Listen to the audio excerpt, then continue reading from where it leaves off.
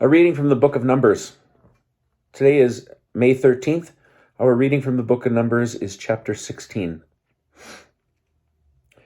Now Korah, son of Izhar, son of Kohath, son of Levi, betook himself along with Dathan and Abiram, sons of Eliab, and On, son of Peleth, descendants of Reuben, to rise up against Moses, together with 250 Israelites, chieftains of the community, chosen in the assembly, men of repute. They combined against Moses and Aaron and said to them, "You have gone too far, for all the community are holy, all of them, and the Lord is in their midst. Why then do you raise yourself above the Lord's congregation?" When Moses heard this, he fell on his face. Then he spoke to Korah and all his company, saying, "Come morning, the Lord will make known who is his and who is holy, and will grant him access to himself. He will grant access to the one he has chosen. Do this, you, Korah, and all your band, take fire pans, and tomorrow put fire in them and lay incense on them before the Lord. Then the man whom the Lord chooses, he shall be the Holy One. You have gone too far, sons of Levi." Moses said further to Korah, "Hear me, sons of Levi. Is it not enough for you that God of Israel has set you apart from the community of Israel and given you access to him to perform the duties of the Lord's tabernacle and to minister to the community and serve them? Now that he has advanced you and all your fellow Levites with you, do you seek the priesthood too? Truly it is against the Lord that you and all your company have banded together. For who is Aaron that you should rail against him?"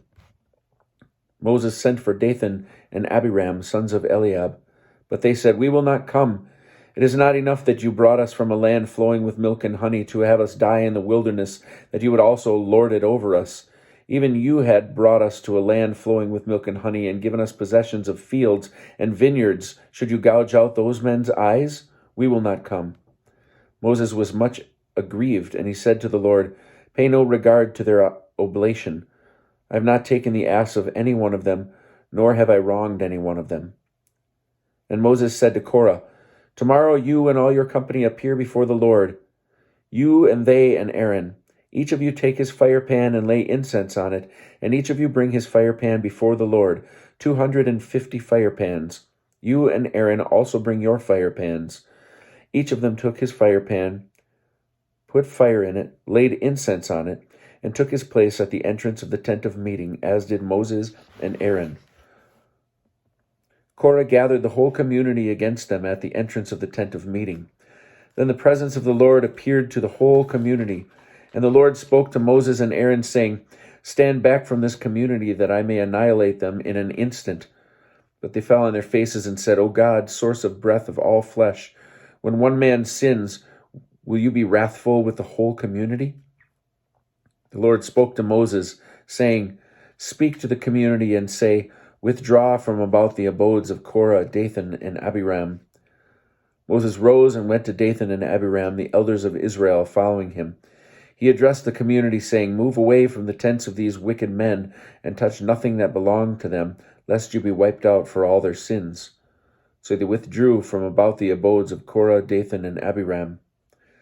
Now Dathan and Abiram had come out, and they stood at the entrance of their tents, with their wives, their children, and their little ones.